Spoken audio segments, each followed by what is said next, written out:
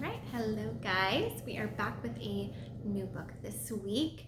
And again, I love this book. I think it is such a great book. I know I kind of alluded to that last week when we were talking about the new book we're going to read. So, this book is called Night of the Twisters. It's by Ivy Rockman. It looks like this. And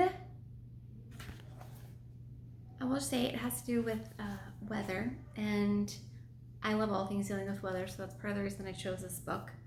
And I hope that you like it. So I'm going to get started.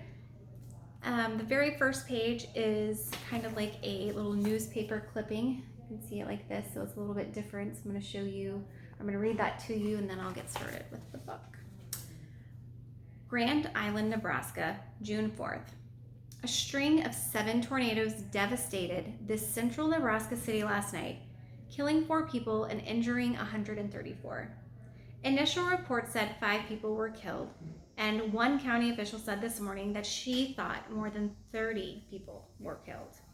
The city was battered by tornadoes over a 3-hour period when they were over a 6-block wide swath along Grand Island's 2 main streets was devastated. The Federal Emergency Management Administration said that 513 homes and 60 businesses had been destroyed. In addition, 450 homes, 15 businesses were damaged. Radar indicated that the tornadoes that hit Grand Island were touched off by a thunderstorm cell at least 35 miles wide that formed shortly before 8 p.m. All right. So, let's get started. This first chapter. These chapters are not called chapter 1, chapter 2. They're a little bit different. So this starts off and it is called As Told by Dan Hatch. All right. When I was a little kid, I thought a red letter day was when you got a red letter in the mailbox. Pretty dumb, huh? It finally dawned on me that a red letter day is when something terrific and wonderful happens to you. Usually something unexpected. Take that April Saturday when I won $500 cash and merchandise. Now that was a red letter day. But who would have guessed? A plain open space on that calendar, that day started out just like any other, with Frosty Flakes for breakfast and Mom posting my jobs on the kitchen corkboard. Don't forget to change the kitty litter, Dan, she said, just as she had every Saturday for as long as I could remember. By noon of April 19th, I had entered the Dairy Queen bike race because my best friend Arthur dared me. By 2 o'clock, I was crossing the finish line 79th with only 2 cyclists behind me. Who would have guessed a beginner like me would win the racer's raffle afterwards?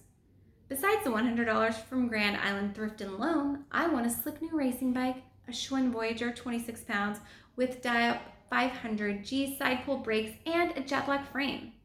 The prize also included a racing helmet, an aluminum bike pump, and 3 packages of Fruit of the Loom underwear, which I gave to Arthur because he wears a men's small. Now that's the kind of day that ought to have a tag on it. It could read, "This is a red letter day. Dress appropriately. Practice looking humble. Comb your hair just in case of photographers." Now that I'm older and more experienced, I know there are black letter days as well as red letter days. Those biggies, the real blockbusters that mess up your life, aren't marked on the calendar either. You never know ahead of time when you're getting one of those. If I had my way, if I were in charge of the world, as Dad sometimes says, the black letter days would be announced for sure. I've thought about this a lot. What if God or someone actually did send out doomsday letters via the postal service? Wouldn't that be something? Say you wake up to a nice regular day. Everybody's in a good mood. A perfumey breeze is swinging from the south, la-di-da. Then you go out to bring in the mail. What's this? You gasp, staring at a black envelope in your hands. You rip it open, trembling all the way down to your elbows. Furnace explosion planned, it says, 2 o'clock today. Or maybe head-on collision with a Peterbilt truck, Washington and Forth. Or tornado on Tuesday. If people got notices like this in advance, it would save a lot of trouble and grief. It's those Black surprises that really get to you. Those things people call acts of God because they have to blame someone. My all-time worst black letter day was June 3rd of last summer. There were no notices mailed out on that occasion for sure. There were no indications at all. 20% probability of thunderstorms toward the evening was what the local weatherman said that morning. So what's new? Mom talked back to him, poking another spoonful of cereal in my baby brother's smiling mouth. To tell you the truth, the weather was the last thing on my mind. Arthur and I had big plans for that Tuesday. Crafts class first at Aunt Goldie's place. A couple of hot burritos at Taco John's after. Later, a bike hike out to Platte River and a swim at Mormon Island. According to my grandpa Hatch, the best swimming in south central Nebraska exists right here, where the big island separates the Platte. With school out for good, Arthur and I were planning to get in on some of it. Unless you count the long, cirrus clouds that strung across the morning sky, as Arthur and I pedaled off to Aunt Goldie's, there were no warnings at all that day in June. None. All right, so here we go. We're going to start. This one is called 5 o'clock. Arthur and I rolled on our backs on the warm sandy beach at Mormon Island State Park. We just had our first swim of the summer, and now it was nearly 5 o'clock. You plan to keep going to that crafts class? Arthur asked, putting his hands beneath his head and gazing up at the sky. Now I ought to mention right here at the beginning that my friend Arthur is no ordinary human being. He is smart. He studies things. As Arthur himself says, he cogitates. I could tell by the way he was squinting into the sun that he was thinking really hard about something. Miss Stevens, our social studies teacher, pointed out in class one day, "Arthur," she said, standing between him and the window, "you just have to be the original gazer. Tell me honestly now, what are you pining for out there that you don't have in here?" "Freedom," he said. Not sassy like or anything, just stating the facts. Now, lying next to me, he was outlining cloud patterns with his big toe while he gazed. I raised myself up onto one elbow. "Don't you like craft class?" I asked. "Not much." I poked finger holes in the sand. Heck, maybe Aunt Goldie had a stomach ache today. Ha! Maybe she swallowed a prune. "Including the pit?" Pit too," I said, "and the hairy green worm curled up next to it. That would give her a really bad tummy ache." "Well, I've never heard of a prune worm."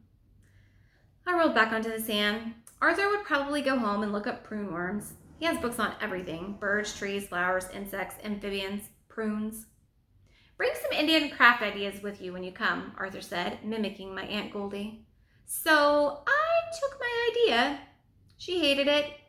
Aw, she was thinking of basket weaving or pottery painting. Something regular and Indian-y. She'd never heard of a bull roarer.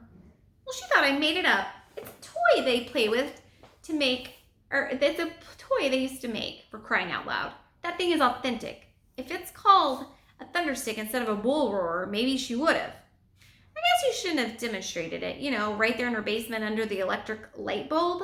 I circled my wrist overhead, winding up like I was a roper. Then I broke out laughing all over again. Once Arthur got to swinging that bull roarer around his head, once it started whizzing and roaring like a whirlwind, we couldn't hear anything else.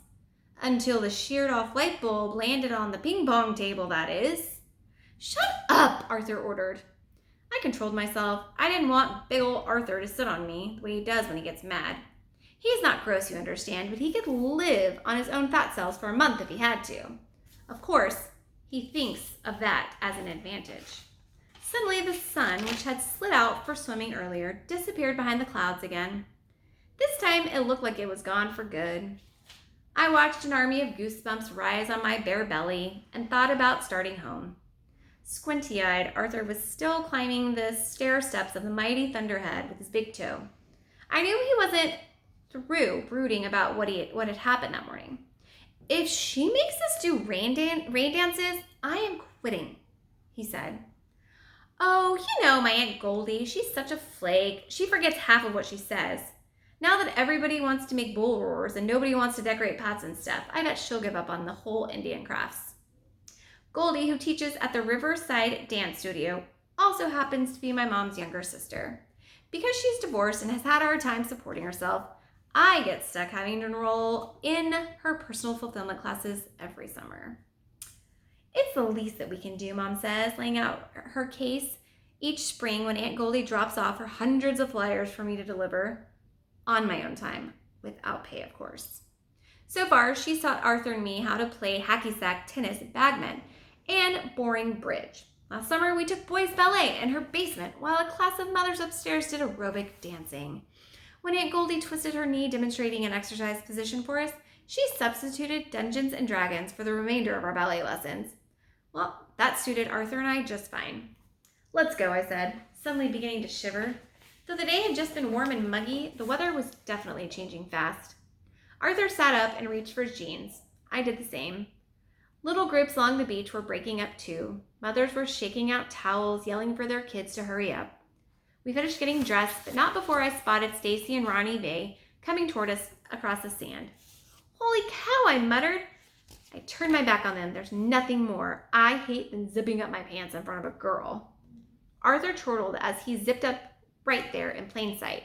He has 6 sisters, so what does he care? In fact, beautiful 14-year-old Stacy and 10-year-old Ronnie Vay are 2 of them. I didn't know you guys were here, Stacy said, tossing her long black hair and treating me to a flash of her dimples. She knows I have a crush on her, and she's known it forever, since I told Arthur and swore him to secrecy. Where were you guys swimming anyway, she asked. Arthur pointed off to where the Platte River ambles through the state park. We've got this private spot over there with lots of water snakes. Liar! Stacy cut him off. I glanced Ronnie's way as I knelt to tie my sneakers. She was covered with goosebumps, just like me. Of course, I have enough muscle to keep me warm, but she's so skinny I imagine it must be embarrassing for her to walk around in a bathing suit looking the way she does. Why don't you 2 ride us to the Conoco station so I can call Mom, Stacy said, her eyes on me and my bike. We want to get home before it rains. What do you care, Arthur said. You're already all wet. You'll ride me double, won't you, Dan? I grinned. I was silly putty in her hands. Well, I'm not waiting around, Ronnie Vay said as she marched off. Stacy's older than Arthur and me by 2 years, so she's getting her own way. She wasn't about to give up. Please, she kept on. I've never been on your new bike. Look, Eustacia Marie, Arthur sneered, using her revolting given name. Dan can give you a lift if he's dumb enough to, but I am not riding Ronnie Vay anywhere. So we wheeled our bikes up the road with Stacy walking between us. I was longing to have her hanging on my waist while I demonstrated my biceps and my quadriceps and my great cycling skills, but I lost out. When Stacy's loyalty to her underfed sister got the best of her, she ran off, yelling for Ronnie to wait up. Clouds were building fast as we started pedaling for home. The way the wind was whipping those trees around the state park should have clued me that something big was on the way, but I wasn't worried then. I figured we were in for more rain. Maybe a hailstorm, too, if the greenish look of the sky meant anything. Suddenly, I realized I was hungry. I was just as hungry as a bear out of hibernation.